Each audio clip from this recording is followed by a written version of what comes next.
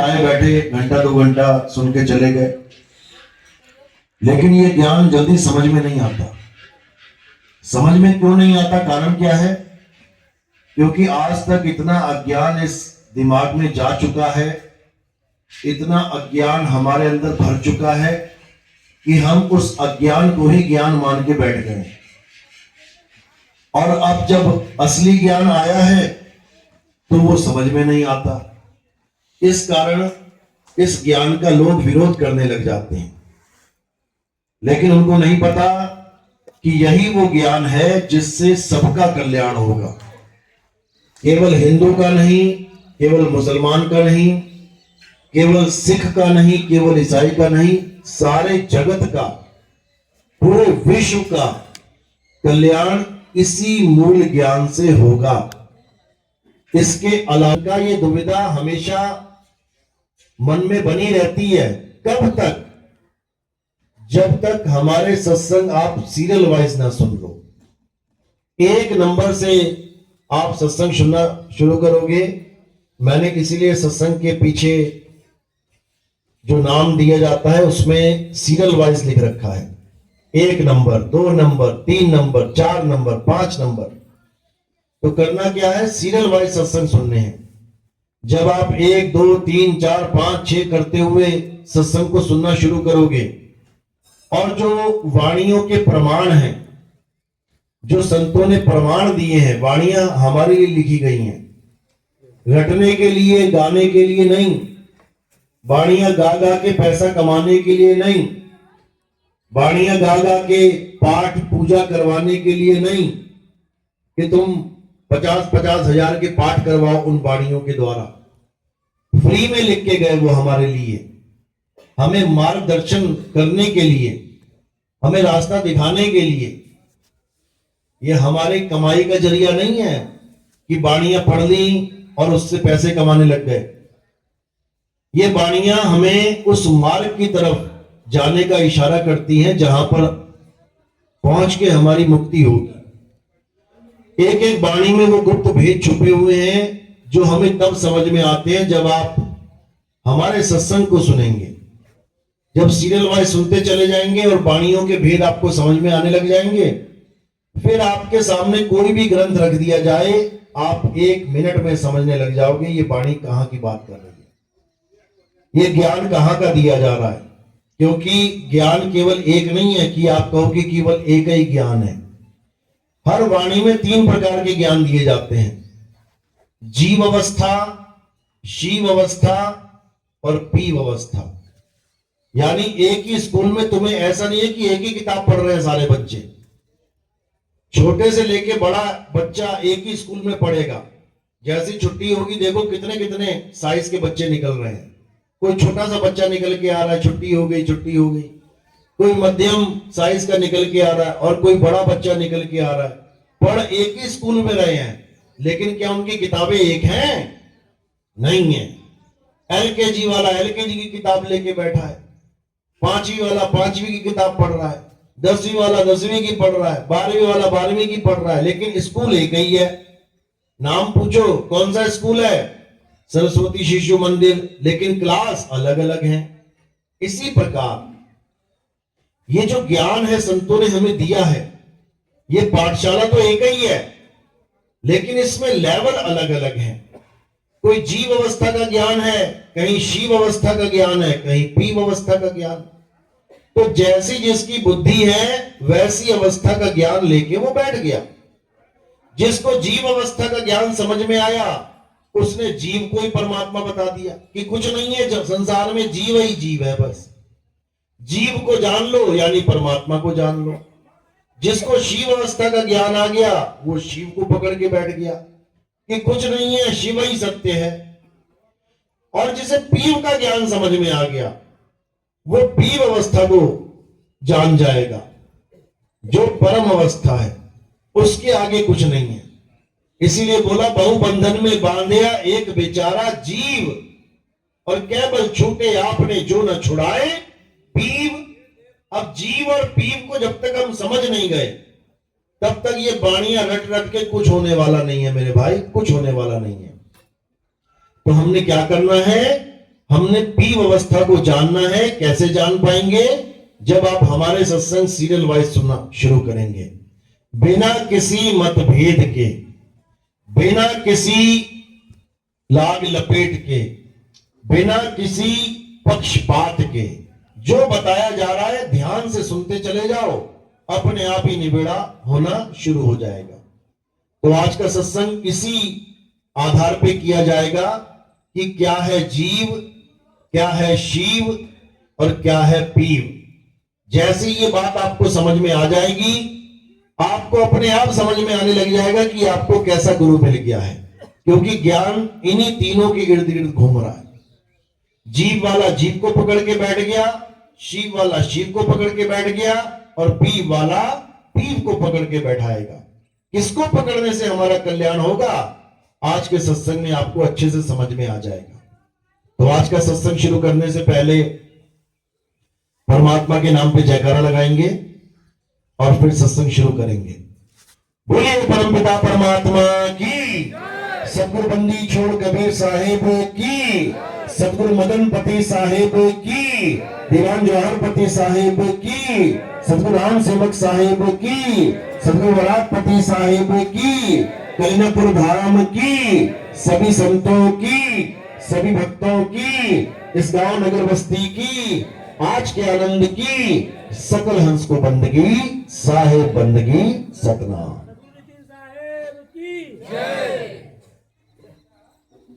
तो कबीर साहब तीनों प्रकार का ज्ञान हमें समझाते हैं। उन्होंने कोई कमी नहीं छोड़ी। अपने ग्रंथों में तीनों प्रकार का ज्ञान समझाते हुए क्या बताते हैं कि एक जीव, एक शिव और एक पीव, इन तीनों को समझ जाओ तो तुम्हें खुद समझ में आने लग जाएगा कि आखिर हमारा इस इंसान जन्म का उद्देश्य क्या है। किसी के साथ कोई मतभेद नहीं है, किसी के साथ कोई झगड़ा नहीं है, किसी के साथ कोई ऊंच नीच वाला काम नहीं है। केवल ये तीन ज्ञान समझ लो, अपने आप ही समझ में आ जाएगा कि सामने जो गुरु बैठा है वो कौन सा ज्ञान दे रहा है। गुरु सब बड़े हैं, ऐसा नहीं कि कोई छोटा है। एलकेजी वाला गुरु भी बड़ा है, अगर वो एलकेजी का पाठ ना पढ़ाए अच्छे से तो तुम यूकेजी में नहीं जा सकते। पहली वाला गुरु भी बड़ा है, अगर पहली क्लास अच्छे से ना पढ़ाए तुम सेकंड में नहीं जा सकते। 10वीं वाला गुरु भी बड़ा है, 10वीं अच्छे से ना पढ़ाए एग्जाम में तुम पास ना हो पाओ तो आगे नहीं जा सकते। इसलिए सबसे पहले ये समझ लो कि गुरु मेरे सभी बड़े, अपनी अपनी ठौर। अब ये नहीं है कि सारे गुरु पार कर देंगे, साहिब ने निबेड़ा कर दिया, अपनी अपनी ठौर। अब क्या ठौर है गुरु की हमें पता नहीं है, इसलिए हम झगड़ा करने लग जाते हैं। हमें अपने गुरु की ठौर नहीं पता होती कि मेरा गुरु कहां तक की पहुंच रखता है, इसलिए हम झगड़ा करने लग जाते हैं कि नहीं तेरा गुरु अधूरा, मेरा गुरु पूरा। पूरा गुरु वाला भी अगर तुम्हें समझाने आ जाए कि तेरा गुरु अधूरा है, समझ जा, नहीं समझ में आएगा। क्यों? ठौर ही नहीं पता है। तो इस ठौर को समझना है। तीन ठौर है, एक जीव ठौर है, एक शिव ठौर है और एक पीव ठौर है। इन तीनों ठौर को समझ जाना है। तो सबसे पहले जीव पे आ जाते हैं। कह रहे हैं जीव, जो जीव को सर्वे सर्वा मानते हैं। बहुत से पंथ हैं, एक का नाम क्या लूं, बहुत से पंथ हैं। कबीर पंथ में भी हैं। कबीर पंथ में पारक नाम से ये पंथ चलता है। पारक का नाम सुना है? पारक गद्दी इलाहाबाद में मशहूर है, नरसिंहपुर में मशहूर है, बुरहानपुर में मशहूर है। तो ये जो गद्दी है पारक गद्दी, इसमें सब कबीर पंथी भर्ती हैं। ये बचपन से ही अन्य अन्य लोगों को कबीर साहब की शिक्षा देके कबीर पंथी बनाते हैं। अलग अलग पंथों से आते हैं लोग और उनको साधु भेष देके पूरा बीजक रटवा देते हैं। पूरा बीजक तो रट लेते हैं, जैसे पंडित जी ने गीता रट ली या रामचरितमानस रट ली, ऐसे ये बीजक रट लेते हैं। बिल्कुल तोता बना देंगे इनको। कहीं से भी कोई साकी बोलो एकदम आवाज आएगी उनकी। अब तोता तो बन गए, लेकिन क्या उस बात को समझ पाए जो बोल रहे हो? बीजक क्या कह रहा है? बहुबंधन में बांधिया एक बेचारा जीव, और केवल छूटे आपने जो न छुड़ाए बीव। बीजक कह रहा है कि एक जीव बंधन में बंधा है बेचारा। बेचारा का मतलब क्या होता है? परमात्मा। लाचार, लाचार है ये जीव, बंधा हुआ है बंधन में। और बंधन क्या है? जड़ का बंधन है। जीव क्या है? चेतन है। तो गांठ किसकी लग गई? जड़ और चेतन की।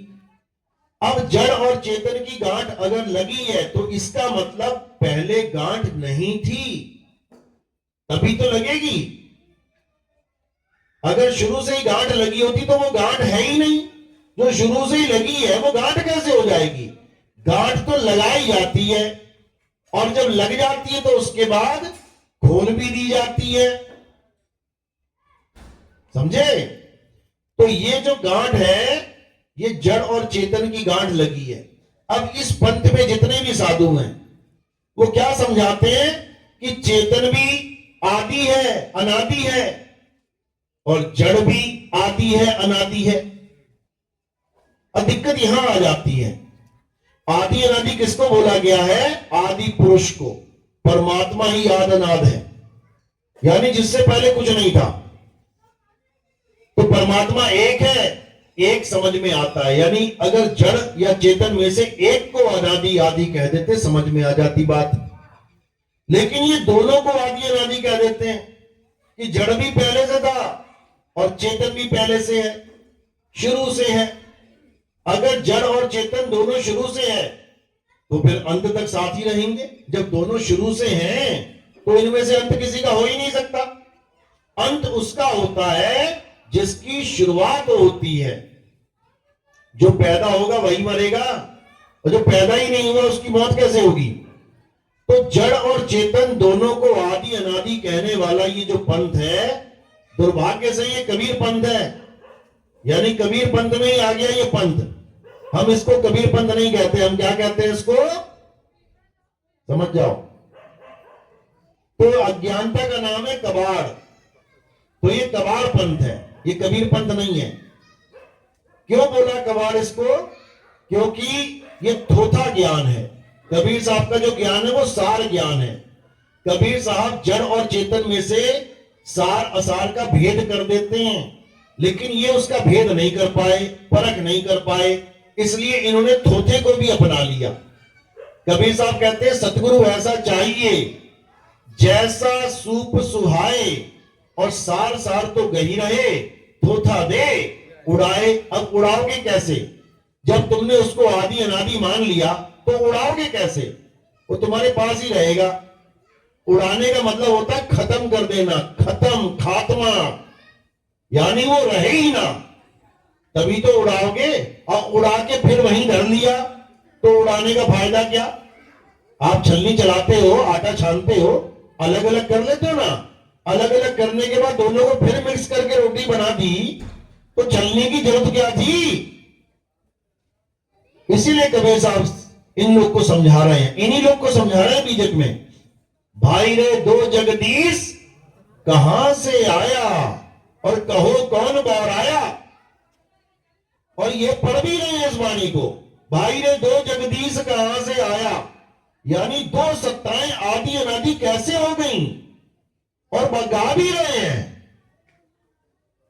इतना दुर्भाग्य है इस जीव का कि कबीर साहब की अनमोल वाणी को पढ़ने के बाद भी समझ नहीं पा रहा कि आखिर मैं बोल क्या रहा हूं। अब कबीर साहब ने इसी बीजक में जीव अवस्था का खंडन किया है कि जीव बिना शब्द के तेरी मुक्ति नहीं हो सकती। क्या बोल रहे हैं? बीजक बतावे वित्त को जो दिन गुप्ता होए, और ऐसा शब्द बता जीव को बूझे बिरला कोय। अब कबीर साहब ने जो बीजक नाम रखा इस ग्रंथ का, बीजक का मतलब क्या होता है? बीज नहीं होता। बीजक का मतलब होता है गुप्त धन को खोजने वाला यंत्र। कई लोग सोना खोजते हैं, एक रॉड सी पकड़ी होती है हाथ में, आगे गोल सा पॉइंट होता है, उसको खोजते खोजते देखते हैं कि जहां भी सोना होता है वहां वो बजने लग जाता है, टी टी टी टी। और जमीन के नीचे सोना है लेकिन हाथ में बीजक है, यंत्र है, तो गुप्त धन मिल जाएगा। तो कहते हैं बीजक बतावे वित्त को, जो धन गुप्ता होए, ऐसा शब्द बता जीव को, बूझे बिरला कोई। यानी इस जीव की मुक्ति कैसे होगी? ऐसा शब्द बता जीव को। यानी अगर तू पूरा गुरु है तो इस जीव को ऐसा शब्द बता दे जिससे इसकी मुक्ति हो जाए। अब वो शब्द क्या है? उस शब्द का नाम क्या है? वो ये पढ़ तो रहे हैं लेकिन पढ़ने के बाद भी नहीं समझ पा रहे हैं। उस शब्द का नाम क्या है? सार शब्द। सार शब्द ये पढ़ तो रहे हैं दिन रात, बाणी पढ़ते हैं, क्या लिखा है बाणी में? सार शब्द गई बाची हो, मानो एतबारा, अक्षर पुरुष पेड़ निरंजन वा की डारा। अब पढ़ तो रहे हैं दिन रात, लेकिन इनसे कोई पूछे कि सार शब्द नाम की कोई चीज होती है तो क्या कहते हैं? सार शब्द नाम की कोई चीज नहीं होती। बिल्कुल सिरे से खारिज कर देते हैं। खारिज क्यों करते हैं? कारण क्या है? वो एक कहानी सुनिए ना, अंगूर खट्टे हैं, सुनी ना? एक लोमड़ी होती है, मजे से जा रही होती है और देखती है एक बेल में अंगूर लटके होते हैं, बढ़िया एकदम पीले पीले एकदम पके हुए। अब सोचती है कि ये अंगूर अगर मुझे मिल जाए तो क्या बात है, आनंद ही आ जाए। अब लगती है छलांग मारने। अब छोटी सी लोमड़ी कहां छलांग मार पाएगी इतनी ऊंची? एक मारती है, दो मारती है, 50 मारती है, 100 मारती है, थक जाती है, फिर चल पड़ती है वहां से और क्या कहती है? अंगूर खट्टे हैं। क्यों कहती है? कारण क्या है? क्या कारण है? क्योंकि अपने मन को समझाना है। मन को समझाना नहीं तो सोने नहीं देगा ये। जैसे मदन साहब को सोने नहीं दिया इसने। मदन साहब अष्टांग योग सिद्ध थे, अष्टांग योग सिद्ध। ये ध्यान समाधि वमाधि सब करके छोड़ चुके थे, वो खत्म था खेल, सिद्ध हो चुके थे। जब उन्होंने कबीर बीजक पढ़ी और जब उन्होंने ये लाइन पढ़ी कि सार शब्द गही बाची हो, मानो एतबारा, भाई साहब नींदें उड़ गई उनकी, नींदें उड़ गई, सब कुछ छोड़ दिया, जंगल में चले गए कि परमात्मा अगर है तो आके मुझे सार शब्द का भेद बताए, नहीं तो ये है तलवार और ये है गर्दन। आज भी खरौना आश्रम में वो तलवार पड़ी हुई है जो मदन साहब अपनी गर्दन पे रख चुके थे काटने के लिए। 7 दिन तक आंख बंद करके बैठ गए कि परमात्मा आए और मुझे सार शब्द का ज्ञान बताए। बाकी संतों को बताया तो मुझे भी बताए। अटल भक्ति करी, 7 दिन तक उठे ही नहीं, और जब उठे तो रख दी गर्दन पे तलवार की परमात्मा नाम की कोई चीज नहीं है। तो जब तलवार रख दी तो कबीर साहब आए वहां पे और उनको ज्ञान, सार शब्द का ज्ञान समझाया। ये वाणी कहां दर्ज है जो उनकी आपस में बात हुई? ये बड़ैया गद्दी से एक ग्रंथ प्रकाशित है, सन 1986 में यह प्रकाशित हुआ था। ग्रंथ का नाम है अभिनंदन। ग्रंथ का नाम अभिनंदन क्यों रखा गया? अभिनंदन का मतलब होता है स्वागतम, यानी उस ज्ञान के स्वागत के लिए इस ग्रंथ का नाम अभिनंदन ग्रंथ रखा गया, जो ज्ञान पूरे विश्व को जगाने के लिए एक दिन आएगा। इसलिए उस ग्रंथ का नाम कोई कबीर वाणी या कबीर ज्ञान या कबीर ये या कबीर वो ना रख के क्या रखा गया? अभिनंदन। ये उस ज्ञान का अभिनंदन है। उस अभिनंदन ग्रंथ में कबीर साहब और मदन साहब की वार्ता है, जिसमें कबीर साहब मदन साहब को सार शब्द का पूरा ज्ञान समझा रहे हैं और बता रहे हैं कि मदन, इस सार शब्द के बिना एक भी जीव बचने वाला नहीं है। चाहे वो विहंगम योग वाला 5 साधना की 5 भूमियों की साधना करता मर जाए, चाहे वो किसी भी पंथ में 5 नाम 7 नाम 10 नाम जपता मर जाए, चाहे वो निरंकारी पंथ में दोनों हाथों के बीच में परमात्मा को देखता देखता मर जाए, चाहे वो मंदिर मस्जिद गुरुद्वारों में सारी उम्र धक्के खाता हुआ मर जाए, किसी का भी कल्याण बिना सार शब्द के नहीं होने वाला। तो मदन साहब ने कहा, भाई फिर ये सार शब्द गुरुजी कैसे मिलेगा सबको, कैसे प्राप्त होगा, कैसे आप सबके पास जाओगे? जैसे आप मेरे पास आए हो, किस किस के पास जाओगे? कैसे ये ज्ञान पूरे संसार में उजागर होगा? तब मदन साहब को कबीर साहब ने क्या समझाया कि उसकी चिंता तुम मत करो, उसकी चिंता किसी को करने की जरूरत नहीं। एक ऐसा समय आएगा जब पूरे विश्व में, पूरा विश्व, ये यूपी एमपी हरियाणा नहीं है, पूरा विश्व यानी Japan, Singapore, Italy, France, America, Canada, Greece, Lithuania, Dubai, Oman, जितने भी देश तुम्हें दिखाई दे रहे हैं, ये सब देशों में ज्ञान फैल जाएगा। अब ये कैसे फैलेगा? उस समय तो ये मुमकिन नहीं था, ना कोई मोबाइल थे, ना कोई इंटरनेट था। साधु महात्मा बेचारे पैदल जाते थे, जहां गांव में बैठ गए वहां ज्ञान दे दिया। जो नहीं गांव तक पहुंच पाया, भले पड़ोसी गांव का क्यों ना हो, उसको नहीं मिलेगा, आगे बढ़ गए।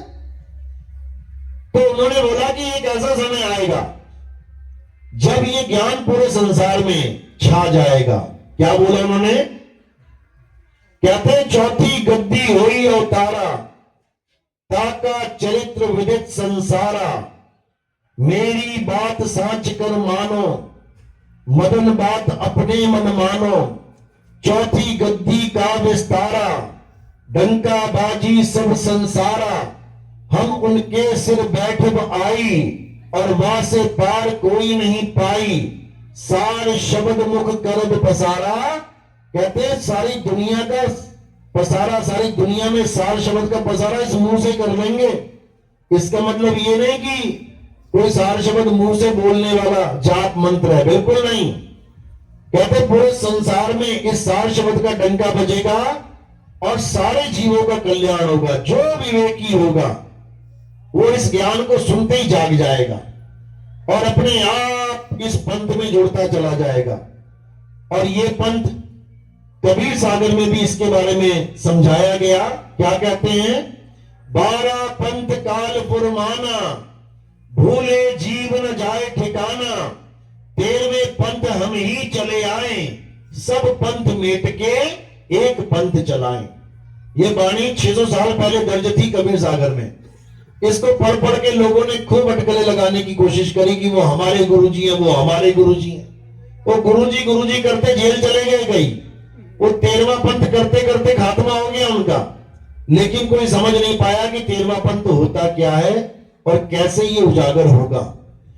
तो कबीर साहब वहां पर भी कह रहे हैं कि 13वें पंथ हम ही चले आए। उन्होंने ये नहीं कहा कि किसी और को भेजेंगे। जो लोगों को भ्रमित करते हैं कि कबीर साहब तो नहीं आए इस बार, मुझे भेज दिया है, ऐसा नहीं है। अगर कृष्ण जी ने कहा कि मैं आऊंगा द्वापर में तो आएंगे, अगर राम जी ने कहा मैं आऊंगा त्रेता में तो आएंगे। समझ लो, इसी प्रकार बोला गया कि कल की अवतार आएंगे तो आएंगे। उसमें कोई ये नहीं कह सकता इस बार कल की अवतार नहीं आए, अपने छोटे भाई को भेज दिया। ऐसा नहीं होगा, वो आएंगे तो आएंगे। और कल की अवतार उनके लिए घोड़े पे बैठे तलवार पकड़े कल की अवतार है, जो देह के पुजारी हैं, जो काया के पुजारी हैं। संतों की भाषा में कल की अवतार का नाम क्या रखा गया है? निकलंक राया, निकलंक राया। और जो कल की अवतार होंगे निकलंक राया, उनके नाम में झलक जाएगा। तुम्हें याद रखना, नी कलंक राया, ये वाणियों में दर्ज है, नितिनदास नहीं बोल रहा है। उसके नाम में तुम्हें दोनों शब्द मिल जाएंगे जब भेद जानोगे कि कहते क्या है नी कलंक को। नी कलंक का मतलब होता है जिसमें कोई कलंक ना हो। किसमें कलंक नहीं होगा? काया में कलंक लग जाता है। काया में तुम कितनी कलंक लगा लो। नी कलंक का मतलब है जिसमें कलंक ना लग पाए। और नी कलंक क्या है? आत्मा ही नी कलंक है। कलंक किसमें लगता है? जो तीन गुणों में आ जाता है, जो रजोगुण सतोगुण तमोगुण में आ जाता है, यानी पैदा होने वाला, पलने वाला और नाश होने वाला जो भी है उसमें कलंक लग जाता है। लेकिन जो तीन गुणों से परे है उसमें कभी कलंक नहीं लगता। वो तत्वों से परे है, इसलिए उसे नी तत्व बोला गया है। वो शब्दों से परे है, इसीलिए उसे नी शब्द बोला गया है। वो इंद्रियों से परे है, इसलिए उसे इंद्रियतीत बोला गया है। वो मन और माया से परे है, इसलिए मनोतीत मायातीत बोला गया है। लेकिन ये कोई समझ नहीं पाता और उठा के कल्कि अवतार को फिर वही घोड़े पे बैठा देते हैं। तो ये ज्ञानियों का कल्कि अवतार अलग है और अज्ञानियों का कल्कि अवतार अलग है। जैसे कृष्ण जी, ज्ञानियों के कृष्ण जी अलग हैं और अज्ञानियों के कृष्ण जी अलग हैं। अज्ञानियों के कृष्ण जी के 2 हाथ 2 पैर 2 आंख कान नाक मुख बाल और खाल हड्डी और मांस है, खून और पसीना है। ये अज्ञानियों के कृष्ण जी हैं। और ज्ञानियों के कृष्ण जी वो देह नहीं है, वो अजन्मे हैं। उनका कभी जन्म और मरण नहीं होता। और ये लिखा भी है गीता में, ये मत सोचना नितिनदास बोल रहा है।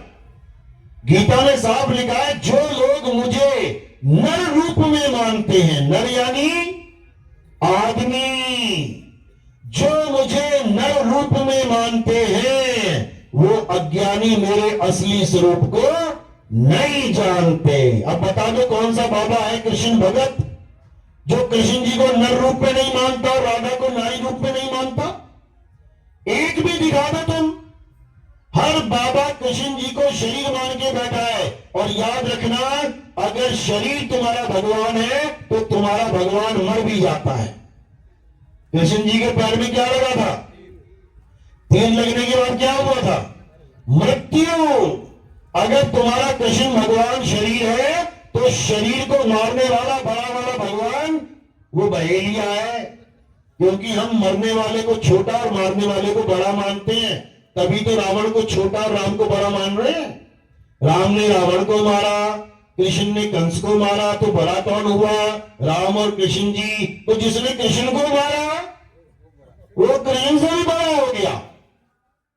तो अज्ञानियों का कृष्ण शरीर है और ज्ञानियों का कृष्ण अजन्मा आत्मा है। इसी प्रकार नी कलंक राया वो अजन्मा आत्मा है। हमारे गरीबदास जी महाराज कलम तोड़ महिमा गाते हैं नी कलंक राया की। मैंने कई बार डाला भी है यूट्यूब पे, ध्यान से देखना कितना समझाने की कोशिश कर रहे हैं।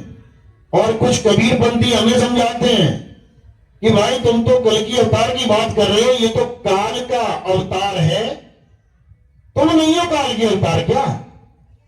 तुम भी तो काल ही के अवतार हो। कैसे? काल का काम होता है खाना, खा जाना। तुम नहीं खाते क्या? सुबह से शाम तक क्या खा रहे हो? किसी ना किसी जीव को ही खा रहे हो। तो तुम भी काल ही के अवतार हो। क्योंकि काया नाम ही काल का है, काया काल ही है। देव निरंजन सकल शरीरा, तामे भ्रम भ्रम रहल कबीरा। काया नाम ही काल का है, काया से परे दयाल का नाम है। तो ये जीव अवस्था का जो ज्ञान है ये सबसे निम्न ज्ञान है, सबसे छोटे लेवल का। इसमें जीव बेचारा बंधन में रहता है। अब इससे ऊपर का एक ज्ञान है जिसे शिव अवस्था का ज्ञान कहते हैं। यानी साकार जीव को तो नहीं मान रहा है कोई, साकार आदमी औरत को नहीं मान रहा है, साकार जानवरों को नहीं मान रहा है, साकार पेड़ पौधों को नहीं मान रहा है, लेकिन किसको मान रहा है? निराकार को। इसी को शिव कहते हैं। निराकार क्या है? जितनी भी साकार वस्तुएं तुम्हें दिखाई दे रही हैं, ये सब निराकार में ही घूम रही हैं। यानी दोनों हाथों के बीच में ये जो गैप है, तुम पूरे आसमान तक ले जाओ चाहे इसे, तुम्हारे मेरे बीच में जो गैप है, जो स्थान, रिक्त स्थान है, खाली स्थान है, उसे निराकार कहते हैं। निरंकारी पंथ में इन्हीं दोनों हाथों के बीच में खाली स्थान दिखा के क्या बताया जाता है कि यही परमात्मा है। अब बेचारा ये जीव जो वैसे ही अज्ञानी है, ऊपर से गुरु भी ऐसा मिल गया, वो इसी को परमात्मा मान लेता है और उसको देख देख के कहते रहता है, धन निरंकार मैं तेरी शरण, मैनू बख्श ले, यानी मुझे बख्श लो। अब ये नहीं समझ में आ रहा इसको कि ये निरंकार में ही तो सारे खात्मे चल रहे हैं, सारी तबाही, सारे जितने भी आप देखोगे भूचाल, जितने भी देखोगे, कोई सुनामी, जितना भी तुम देखोगे, कोई तबाही मच रही है, वो कैसे मच रही है? इसी निराकार में मच रही है। किसको बख्श लिया उसने? बता दो किसी को बख्शा हो तो? अरे जो गुरु निरंकारी है उसको नहीं बख्शा इसने, वो भी गोलियां लग लग के मरे हैं, उनके भी एक्सीडेंट हो गए, किसमें मरे? इसी निराकार में मरे। तो ये परमात्मा कैसे हो गया? बिल्कुल नहीं, ये तो तुम्हारी मदद तक नहीं कर सकता। तुम किसी कुएं में गिर जाओ, खाली कुआं हो भले, पानी ना हो उसमें, चारों तरफ तुम्हारे परमात्मा है, निराकार है, उसको बोलो जरा मुझे निकाल दे, निकल जाओगे क्या? यानी तुम ऐसे परमात्मा की शरण में आ गए हो जो तुम्हारी बात भी नहीं सुन सकता, जो तुम्हारी मदद भी नहीं कर सकता। और तुम किसी आदमी से कह देना, चलता हुआ आदमी कोई कुएं के ऊपर खड़ा हो, देख रहा हो तुम्हें, उसको कहो भैया निकाल दे, तुम्हें निकाल लेगा वो, तुम्हें बाहर निकाल लेगा। तो निराकार तो खड़ा देखता रहा और निकालने वाला कोई और हो गया। इसका मतलब उस निराकार से भी कोई बड़ा है। अब केवल साकार मत मान लेना उसको कि वो आदमी साकार है इसलिए उसने मुझे निकाल लिया। साकार तो लाश भी है, साकार तो लाश भी है। जब लाश गिर पड़ती है किसी की तो क्या वो साकार नहीं है? साकार है। तो ना निराकार निकाल पाएगा ना साकार निकाल पाएगा। अगर वो लाश है तो निकालने वाला कौन था? आत्म तत्व। आत्म तत्व की वजह से ये लाश जिंदा हुई पड़ी है और ये किसी को भी निकाल सकती है। इस आत्म तत्व को जानना है, इस आत्म तत्व को पता करना है कि क्या है। यह साकार और निराकार दोनों से न्यारा है, दोनों से। इसीलिए कबीर साहब ने बोला साकार निराकार दोनों से न्यारा और जानेगा कोई जानन हारा। ये सबके बस की बात नहीं है कि जीव और शिव का ज्ञान समझ में आए। इसी शिव को ब्रह्म कहते हैं और इसी साकार को जीव कहते हैं। ये साकार बना बैठा है और ब्रह्म निराकार बना बैठा है। इसीलिए ये लोग इसको ब्रह्म ज्ञान कहते हैं, लेकिन भूल जाते हैं कि ब्रह्म से भी परे कुछ है। और वो क्या है? पार ब्रह्म। ब्रह्म से परे क्या है? पार ब्रह्म। अब ये क्या है? साकार का भी पता लग गया, निराकार का भी पता लग गया, लेकिन ये पार ब्रह्म क्या है ये किसी के समझ में नहीं आ। तो पार ब्रह्म कह लो, परम ब्रह्म कह लो, परम आत्मा कह लो, ये सब उसी के पर्यायवाची नाम है। तो साकार और निराकार यानी जीव और ब्रह्म से परे पार ब्रह्म को जानना है। और जब पार ब्रह्म को जानने वाला गुरु तुम्हें भेद समझाएगा तभी तुम पार ब्रह्म को जान सकते हो, नहीं तो तुम्हारे बस की बात नहीं है कि तुम पार ब्रह्म को जान पाओ। तो कबीर साहब यही समझा रहे हैं कि ब्रह्म बड़ा की जहां से आया। ये पढ़ते हैं बानी है ये लोग, लेकिन समझ नहीं पाते। कह रहे ब्रह्म बड़ा कि जहां से आया और वेद बड़ा कि जिन निर्माया। ई मन बड़ा कि जेहि मन माना और राम बड़ा कि राम ही जाना। भ्रम भ्रम कबीरा फिरे उदास, तीरथ बड़ा या तीरथ का दास। इतनी बात समझ में नहीं आ रही है। कह रहे जो ब्रह्म को बड़ा मानते हो, ये ब्रह्म आया कहां से ये जान लो। ब्रह्म बड़ा की जहां से आया, वेद बड़ा की जिन निर्माया। जो वेदों के पीछे पागल है, सोचो वेद लिखा किसने है, किसके द्वारा वेद लिखे गए हैं, वो कितना बड़ा होगा वेदों से। उसने 4 वेद लिखे, वो 5वां भी लिख देता। जिसने 4 लिखे वो 10 भी लिख देता। तो लिखने वाला बड़ा है, लिखी जाने वाली चीज नहीं। ब्रह्म बड़ा की जहां से आया, वेद बड़ा की जिन निर्माया।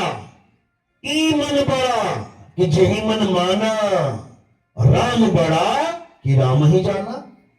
वो मन बड़ा है जो कहते हैं जी मन पे कोई काबू नहीं पा सकता, मन ऐसे मन वैसे। कहते वो मन बड़ा या वो मन बड़ा जो काबू हो चुका है, जो लग चुका है लाइन में। ई मन बड़ा कि जेहि मन माना और राम बड़ा कि राम ही जाना। वो राम बड़ा है जिसको तुमने लिख दिया दीवार पे, या वो बड़ा है जो उसको लिखने के बाद जान रहा है कि मैंने क्या लिखा है। यानी लिखने वाला बड़ा है और लिखी जाने वाली चीज छोटी है। जिसने लिखा है वो मिटा भी सकता है, अभी तुम लिख के मिटा दो। तो ये वो राम नहीं है लिखा और मिटे जाने वाला, जिससे कल्याण होगा।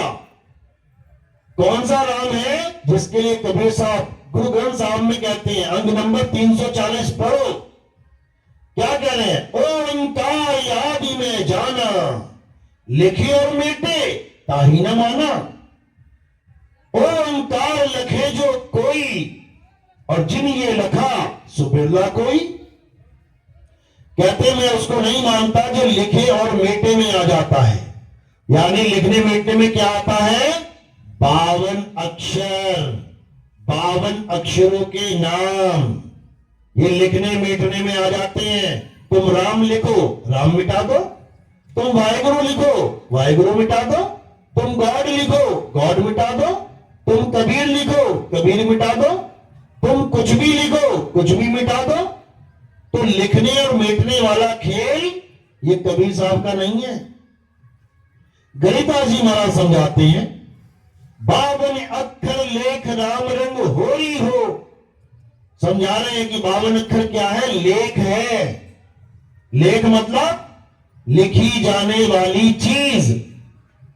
जैसे हम कहते हैं बड़ा सुंदर लेख लिखा है तुमने, अब कहां लिखा है? कागज पे। किससे लिखा है? कलम से। तो कह रहे कागज कलम कलेस राम रंग होरी हो। यानी ये कागज पे लिखे जाने वाले सारे नाम जो ग्रंथों का सहारा दिखा दिखा के, ग्रंथों का सहारा ले लेके, ये जितने भी गुरुआ लोग हैं ये तुम्हें दिखाते ग्रंथों में, देखो ये मंत्र यहां लिखा है, यही मंत्र जपना है। देखो ये गायत्री मंत्र यहां लिखा है, यही जपना है। देखो ये राम राम यहां लिखा है, यही जपना है। और कबीरपंथी, देखो ये लिखा है कबीर कबीर, यही जपना है। ये सब अज्ञान है। ये 52 अक्षरों का खेल है। ये कागज कलम कलेस है। तो कह रहे हैं 52 अक्षर लेख राम रंग होरी हो। कागज कलम कलेस राम रंग होरी हो। वो अक्षर या में ना ही राम रंग होरी हो। इन 52 अक्षरों में वो परमात्मा का अक्षर नहीं है।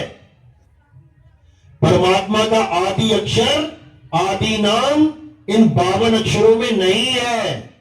गुरु ग्रंथ साहब 343 पेज नंबर पे क्या लिखा है, बिल्कुल क्लियर।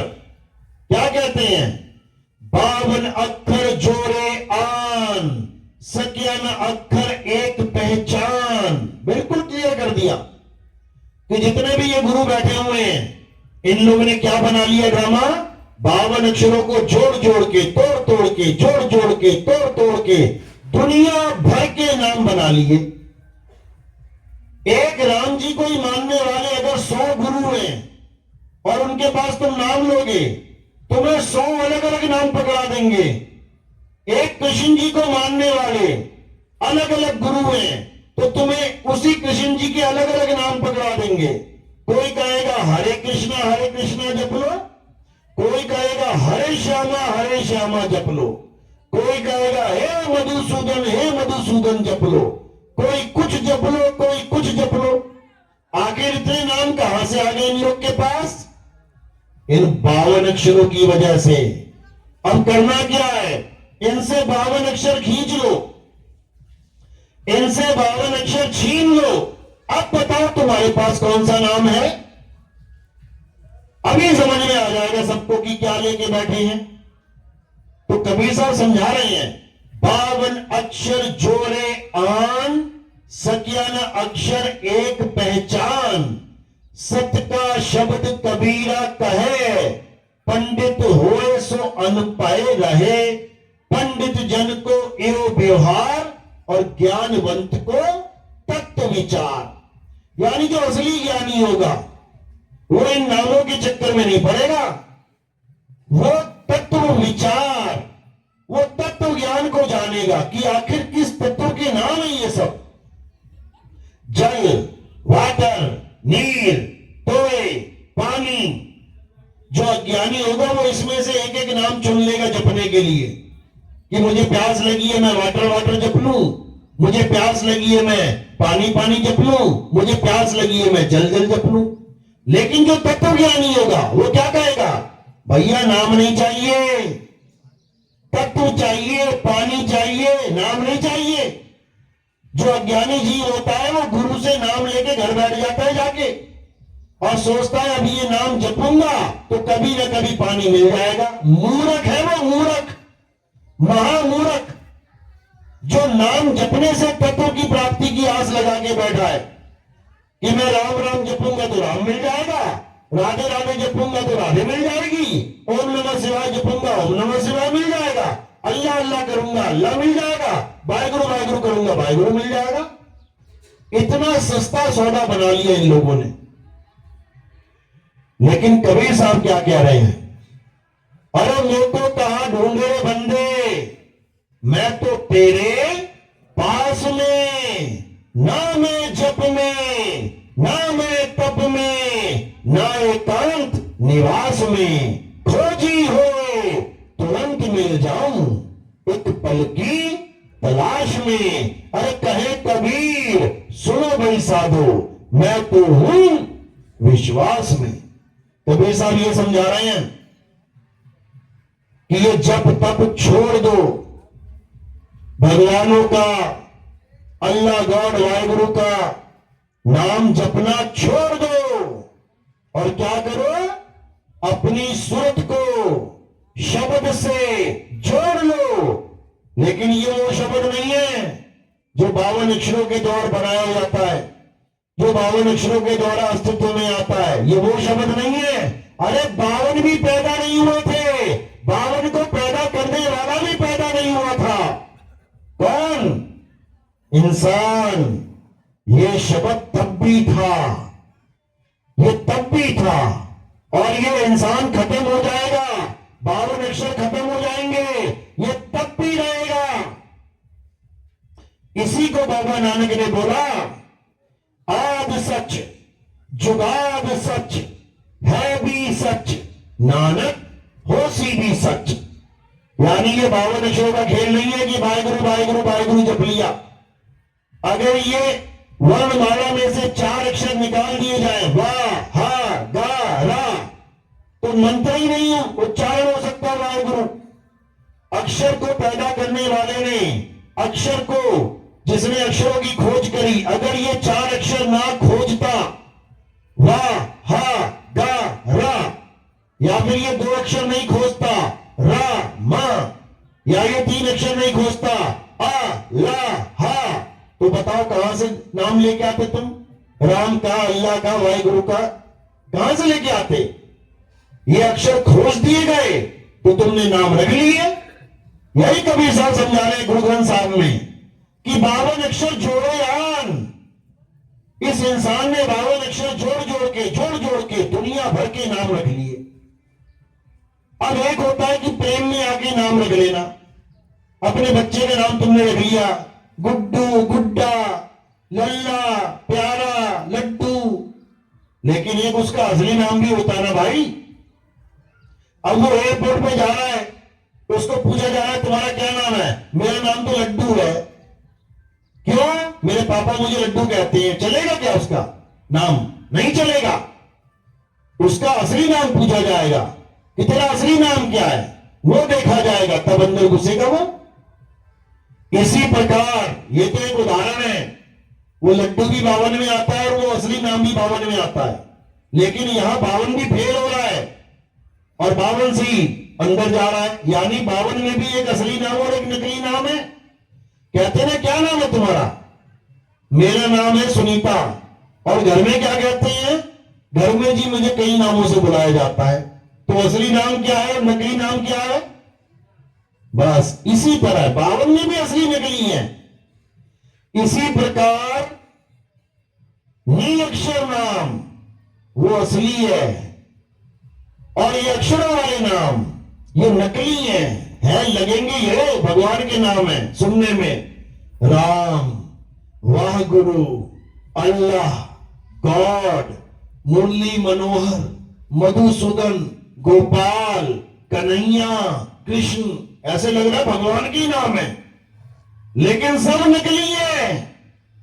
क्यों? क्योंकि ये जीभ के द्वारा बोले जाने वाले नाम हैं। जीभ है तो नाम है और जीभ नहीं तो नाम नहीं। इसीलिए गुरु ग्रंथ साहब में क्या बोला गया?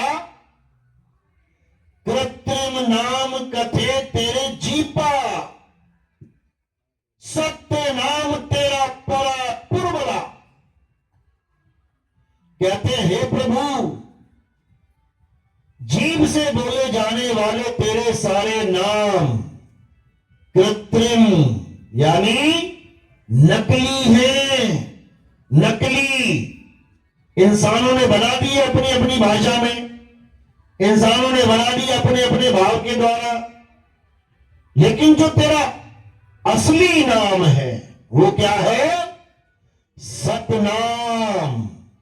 सतनाम तेरा, तेरा यानी परमात्मा का, काल भगवान अक्षर पुरुष का नहीं कि किसी ने तुम्हें भरमा दिया कि ओम और सोहम सतनाम है। नकली नाम है ये ओम सोहम, इसको सतनाम मत मान लेना गलती से, इंसान जन्म बर्बाद हो जाएगा। तो कह रहे हैं सत्य नाम तेरा परा पुरबला।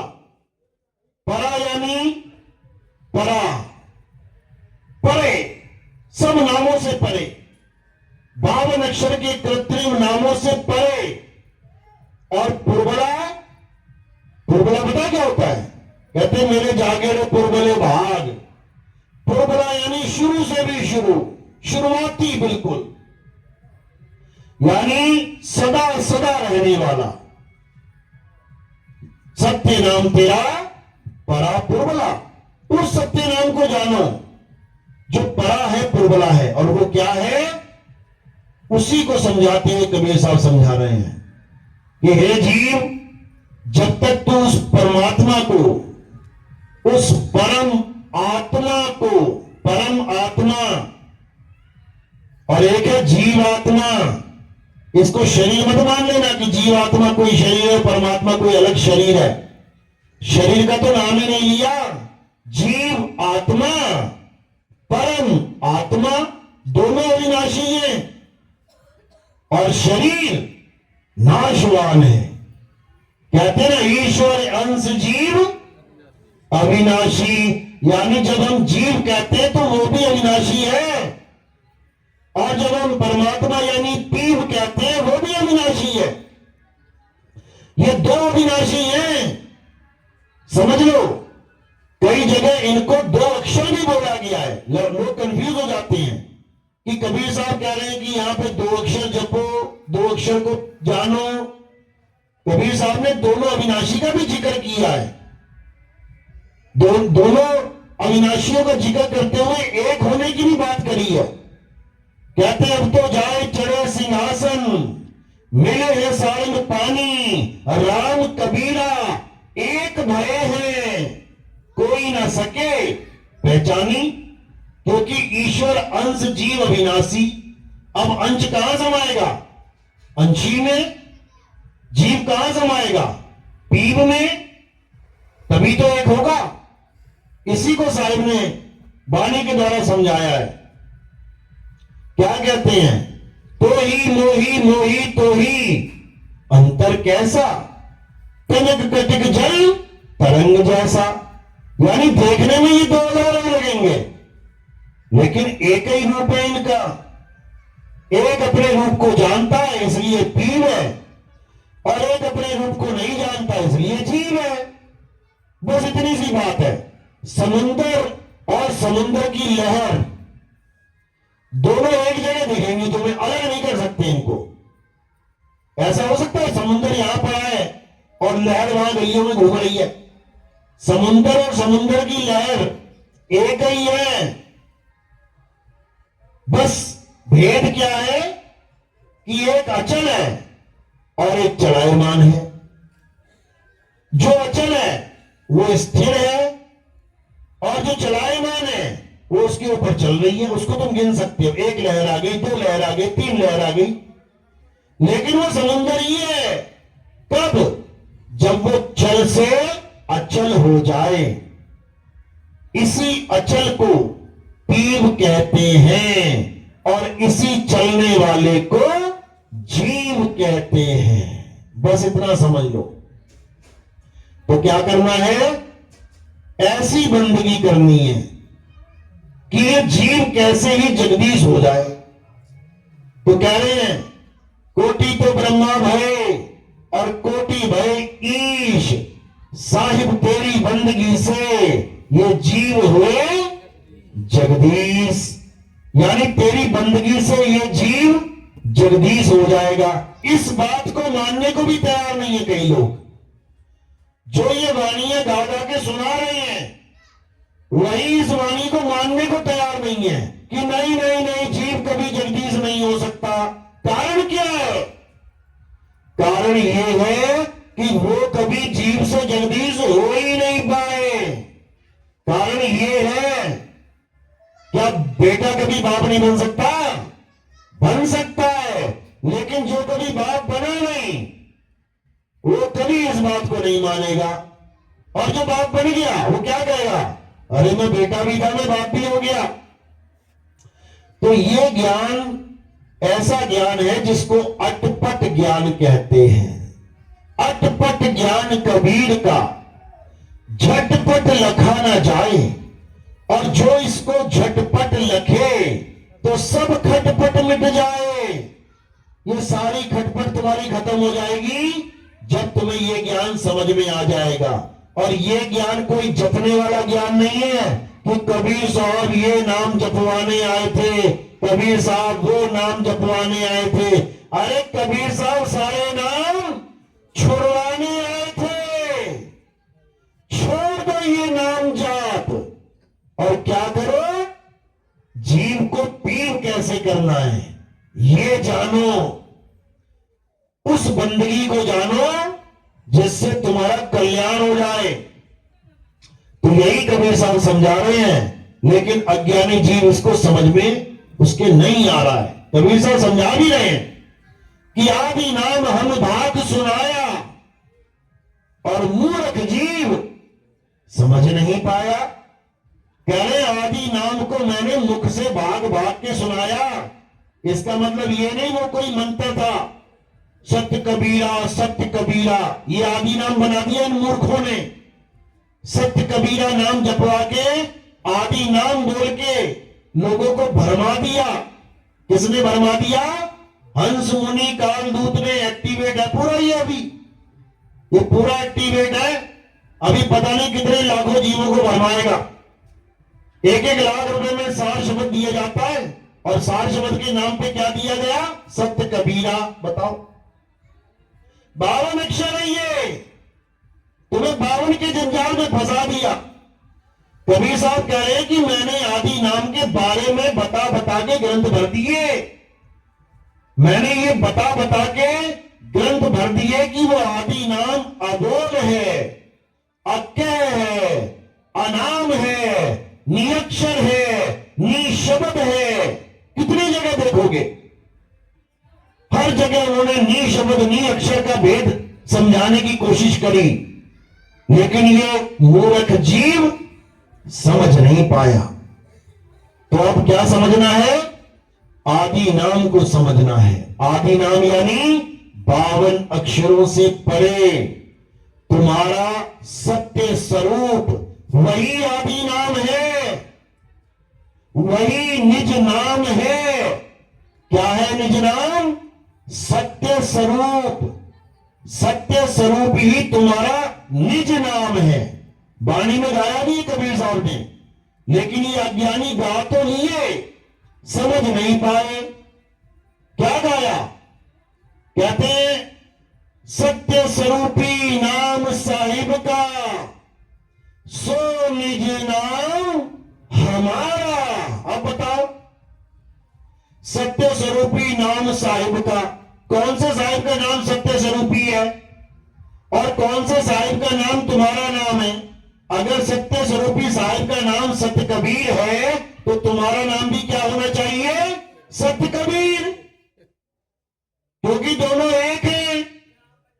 लेकिन इन मूर्खों को समझ में नहीं आया कि आदि नाम, ये सार नाम, ये सार शब्द कहते किसे हैं, और आ भी नहीं सकता जब तक परम पिता परमात्मा की कृपा ना हो जाए, जब तक बंदी छोड़ की दया ना हो जाए।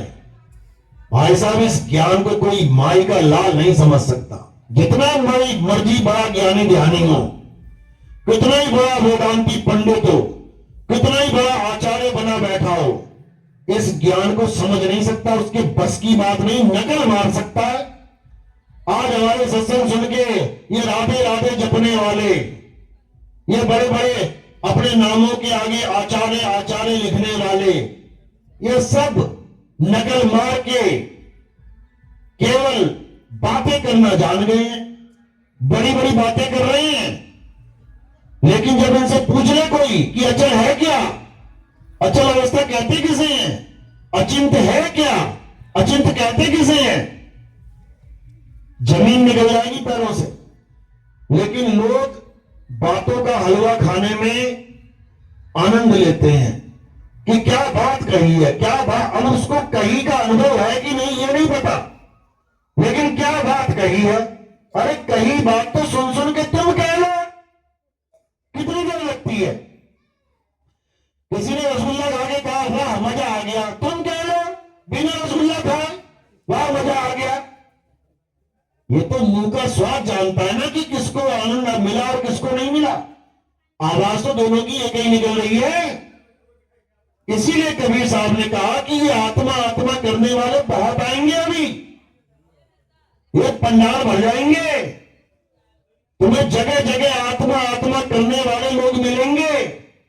ये वाणी 600 साल पहले बोल के गए थे कबीर साहब, अभी सिद्ध नहीं हुई है, होने वाली है। क्या कहते हैं? कबीर आत्म ज्ञान का पड़ा नगर में शोर, और पूछो कैसी आत्मा तो देते दावत निपोर। ये वाणी भविष्य के लिए बोली गई थी, ये वाणी उस समय के लिए नहीं थी। उस समय तो आत्मा को जानता ही कोई नहीं था, हिंदू मंदिरों में उलझा पड़ा था, मुसलमान मस्जिदों में। ये आत्मा का ज्ञान इस समय के लिए बोला गया है जब हमारे सत्संग सुन सुन के ये कोई आचार्य, ये कोई वृंदावन में बैठे हुए पीले कपड़े पहन के राधे राधे जपने वाले आज तुम्हें समझाने में लगे हैं तू परमात्मा का अंश है, तू अविनाशी है, तू आत्मा है। अरे आत्मा है तो क्या करे, राधे राधे जपे क्या? अगर वो आत्मा है तो क्या राम राम जपे? अगर वो आत्मा है तो क्या अल्लाह अल्लाह करे, वाहिगुरु वाहिगुरु करे? अरे वो आत्मा है तो अपने स्वरूप को जाने। अगर वो आत्मा है तो इस काया से परे अपने सत्य स्वरूप को जाने। अध्याय 3 17वां श्लोक, यह नहीं बोला गया कि हे अर्जुन तू राधे राधे जप, हे अर्जुन तू राम राम जप, हे अर्जुन तू हरे कृष्णा कर। क्या बोला गया? हे अर्जुन, जो अपनी आत्मा में रमण करते हैं, जो अपनी आत्मा में तृप्त हैं, जो अपनी आत्मा में संतुष्ट हैं, उनके लिए कोई धार्मिक कर्म कर्तव्य लागू ही नहीं होता, लागू ही नहीं होता। और इन लोगों ने आत्मा को छोड़ के सब कुछ लागू करवा दिया, सब कुछ लाद दिया तुम्हारे सिर पे। राम राम भी जपले, राधे राधे जपले, अल्लाह अल्लाह जपले, वाहिगुरु वाहिगुरु जपले। मंदिर चला जा, मस्जिद चला जा, गुरुद्वारे चला जा, चर्च चला जा, पूजा कर ले, पाठ कर ले, हवन कर ले, यज्ञ कर ले, ये कर ले, वो कर ले, बस आत्मा को मत जान जाना। क्यों? अगर आत्मा को जान गया तो हमारा धंधा बंद, धंधा चौपट हो जाएगा। अगर ये जीव आत्मा को जान जाएगा, इसलिए आत्मा आत्मा करना तो सीख लिया, लेकिन धंधा मंदा ना हो जाए इसलिए राधे राधे नहीं छूट रहा है, इसलिए राम राम नहीं छूट रहा है, इसलिए अल्लाह अल्लाह वाहिगुरु वाहिगुरु नहीं छूट रहा है। बातें तो आत्म तत्व की हो रही हैं, लेकिन अक्षर में उलझे पड़े हैं। तो कबीर साहब ने क्या बताया कि 52 अक्षर जीव आधारा, जिस दिन लकवा मार गया जपना राधे राधे, जिस दिन लकवा मार गया जपना अल्लाह अल्लाह, जिस दिन लकवा मार गया जपना वाहिगुरु वाहिगुरु। लकवा मारने के बाद क्या काम करेगा? केवल सुरता काम करेगा, ये जीव काम नहीं करेगी, ये हाथ काम नहीं करेगा, माला पकड़ने लायक नहीं आ जाओगे, समझ लो। लेकिन लकवा मार भी गया तब भी सुरत के द्वारा तुम साधना कर सकते हो, क्योंकि साधना का मतलब नाम जाप होता ही नहीं है। साधना का मतलब होता है निशाना साधना,